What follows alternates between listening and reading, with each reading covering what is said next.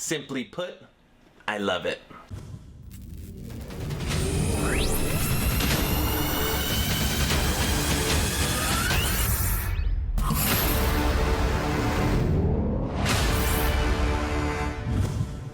Hello everyone and welcome to Action RPG. I'm your host Aaron, and for today's video we're headed to another new action RPG in development titled Nobody Saves the World, developed by Drinkbox Studios. Now I have to say, in doing my research for this video, looking at multiple articles, digging through their website, watching the reveal trailer, I feel like I already love this game.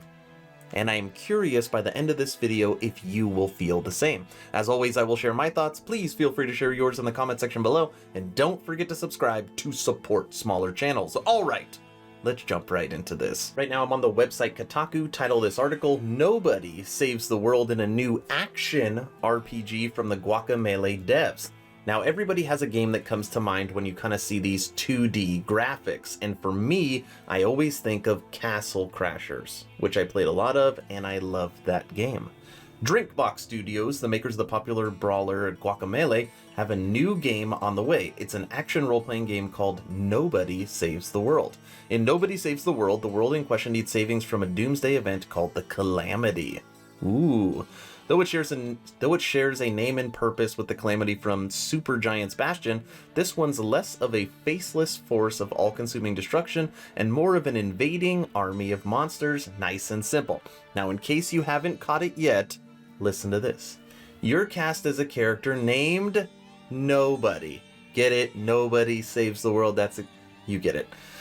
Who stumbled upon a magical wand allowing you to change into various unlockable forms. If you want to be a ranger, you can do that. A bodybuilder, that too. How about a horse? Yep. From a top-down perspective, you'll explore an overworld and tackle procedural generated dungeons. Drinkbox says the game won't have any grinding, which is really interesting. Did you catch that? No grinding in Nobody Saves the World.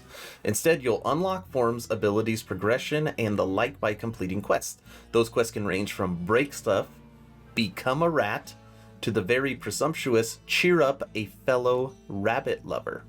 Nobody Saves the World will be out later this year for Xbox consoles and PC. It'll be available on Game Pass across both platforms from day one. Enjoy the announcement trailer for Nobody Saves the World.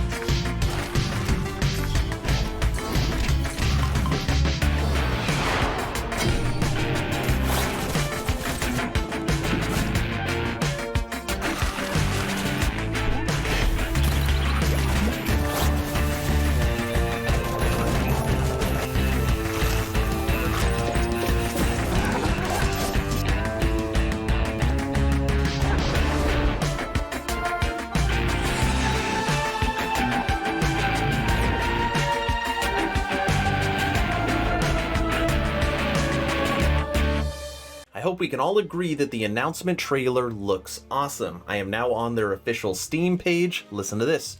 Transform into a ranger, a knight, and a horse in a new twist on an action RPG from the creators of Guacamelee. Discover over a dozen forms, mix and match their abilities, complete quests, and save the world. Release date soon-ish.